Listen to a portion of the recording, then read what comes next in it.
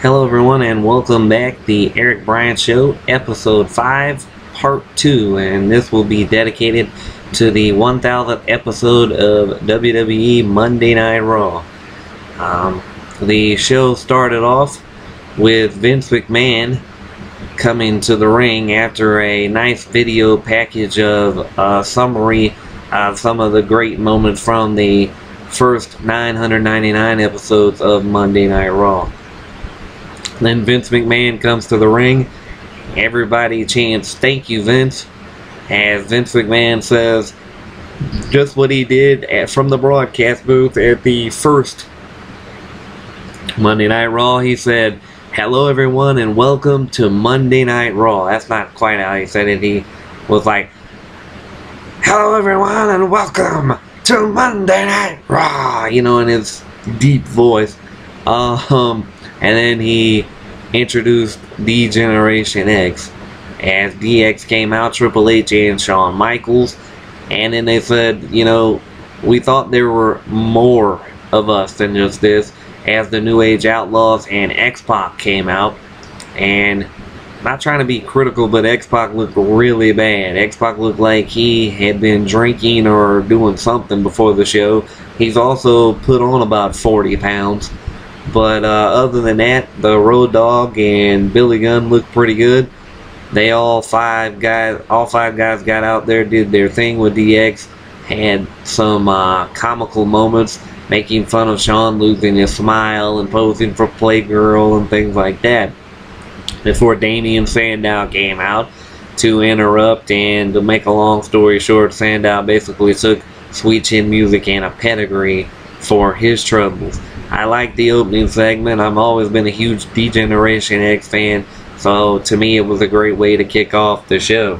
The first match was after that, after Jim Ross was announced down, and he came out to do commentary for the six-man tag between Rey Mysterio, Sin Cara, and Sheamus, taking on Dolph Ziggler, Chris Jericho, and Alberto Del Rio. Jericho once again takes the loss in the match. Sheamus hits him with a bro kick, and Sheamus, Sin Cara, and Mysterio take the victory. Jericho, as I reported last night on Twitter, said that he was going to steal the show, and he was going to be the one everybody was talking about when it was all said and done.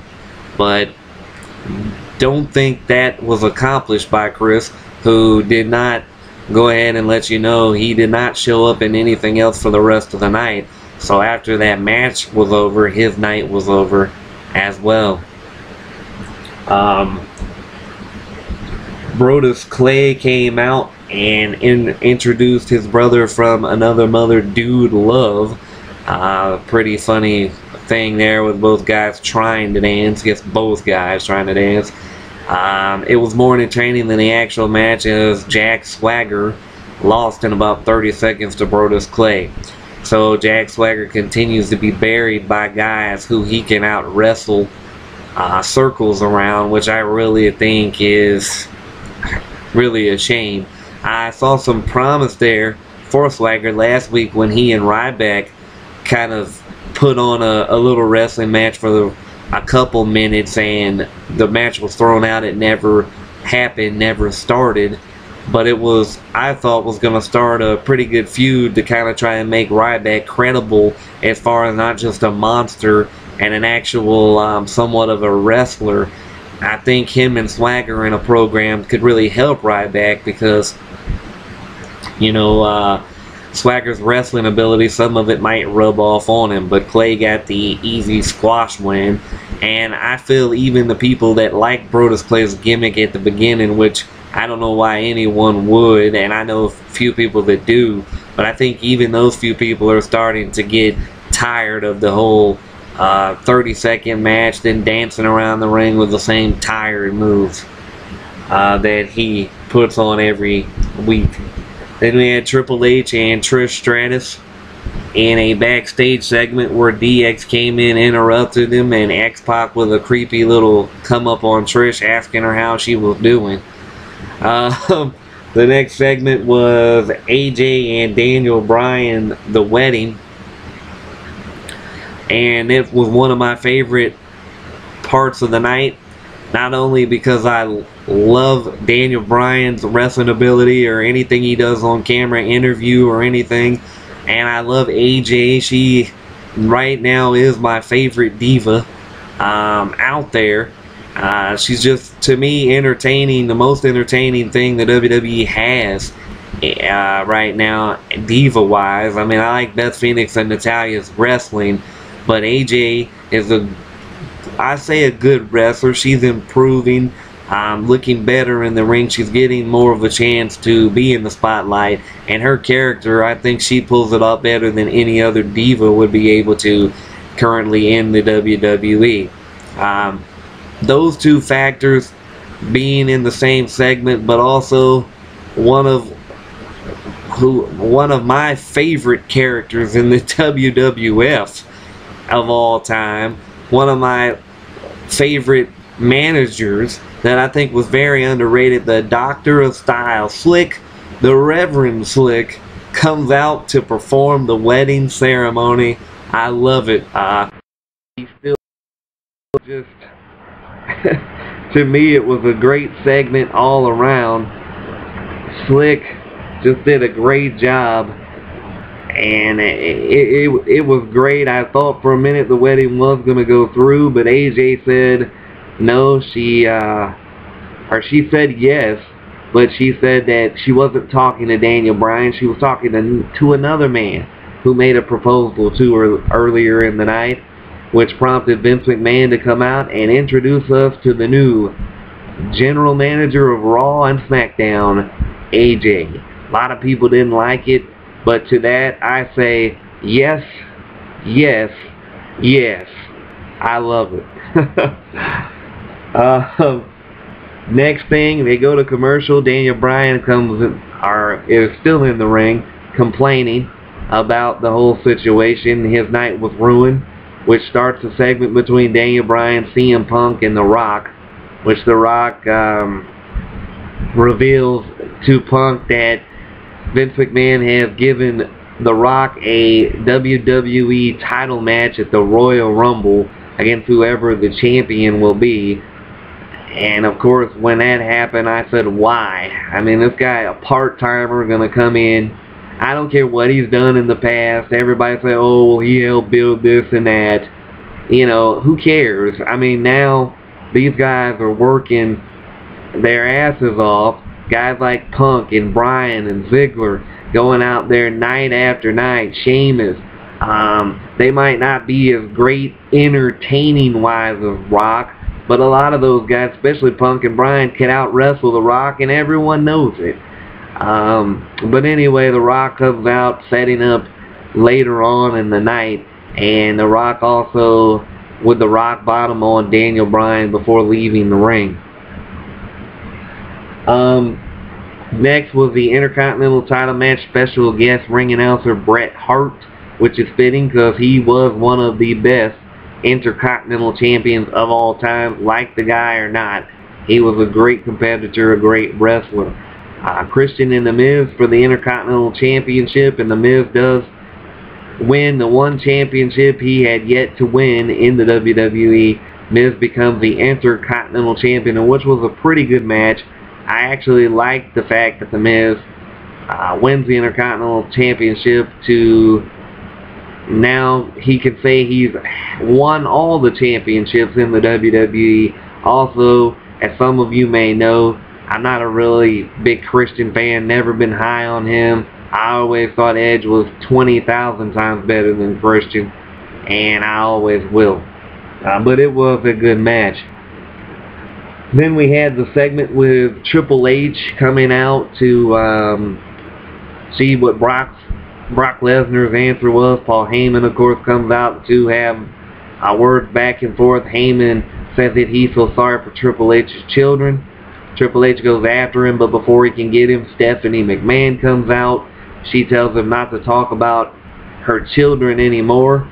She says that Paul Heyman's own children are ashamed of him. She ends up slapping him, which goats Heyman basically into telling Triple H if he wants a match with Brock for SummerSlam, he's on. Then Heyman realizes he was tricked, mentions something about the kids again. Stephanie takes him down, starts beating on him. As Triple H watches her, Brock comes out, it starts a brawl. Triple H, of course, gets the best of Brock by knocking him out of the ring, which is no surprise. Triple H and Stephanie both on the show, and of course they're going to have to get over on somebody if they make an appearance. So, of course, go ahead and get over on Paul Heyman and Brock Lesnar, who are part-timers anyway, at what they, so, but nowadays so is Triple H. But Triple H and Brock, two guys who aren't doing it week after week anymore, are going to headline SummerSlam, which to me is one of the problems. You got guys coming back, part-timers coming back like The Rock and Lesnar and Triple H, and they're main eventing these pay-per-views when you got champions like CM Punk and Sheamus, who have been both been champ for a pretty good while now, and they're still middle of the card in the pay-per-views and everything. It's ridiculous to me, but, that's wrestling nowadays. Then Heath Slater comes out challenging anyone to a no disqualification, no count-out match, and to, I think, probably a lot of people surprised, Lita comes out. Lita beat Slater in a very short match with all of the legends pretty much coming out that have been coming out over the weeks to beat Heath Slater, as Slater tried to run after Lita said she had protection and the APA stepped out of nowhere. Good to see JBL, Bradshaw, and Farouk, as well as the other guys that we have seen, the guys like Diamond Dallas Page. There were others, but DDP's always been one of my favorites. It was good to see all those guys back out there, and Lita still looking good in my opinion. Then they brought in for an interview with Daniel Bryan, the guy who was the interviewer in the first ever Raw, Sean Mooney, and he still looks pretty good. Interviews Daniel Bryan, who pretty much throws out kind of a challenge to Charlie Sheen. There are some reports going around that Charlie Sheen and Daniel Bryan might actually have a match at SummerSlam.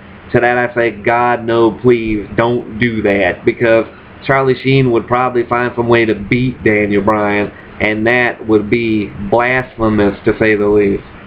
And Kane and Undertaker. Kane was supposed to have a match with Jinder Mahal, but Jinder brought some backup with him in the form of Drew McIntyre, Kurt Hawkins, Tyler Rex, Unico, and Camacho. They were going to jump Kane, and the lights go out. Undertaker comes in. The Brothers of Destruction clean house and pose together in old-style fashion.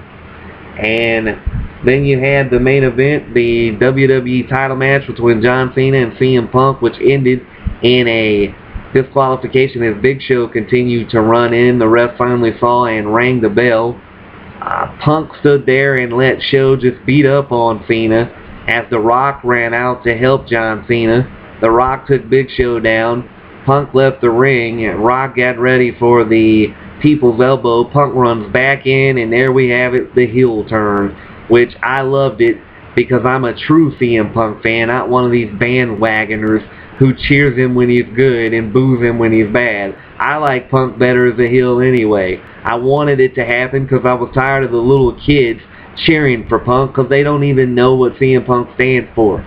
They don't know what Punk's about, and now they won't be cheering him because he's a bad guy now, and I say great, because I'm still going to be cheering for CM Punk. I hope Punk continues to reign as the WWE Champion, because I think he's the best man to be the WWE Champion. And all in all, I love the way the show ended. I actually liked Monday Night Raw. It's a shame that these other 3-hour episodes are not going to be as great as this 1000th episode, but I can understand why. They made the 1000th one of the best, if not the best, Raws ever for obvious reasons, and I think they pulled it off really good. It wasn't a major letdown. I was not disappointed. I actually gave this thing 4.5 stars out of 5. Great show to me. I like the whole AJGM thing because it's a change.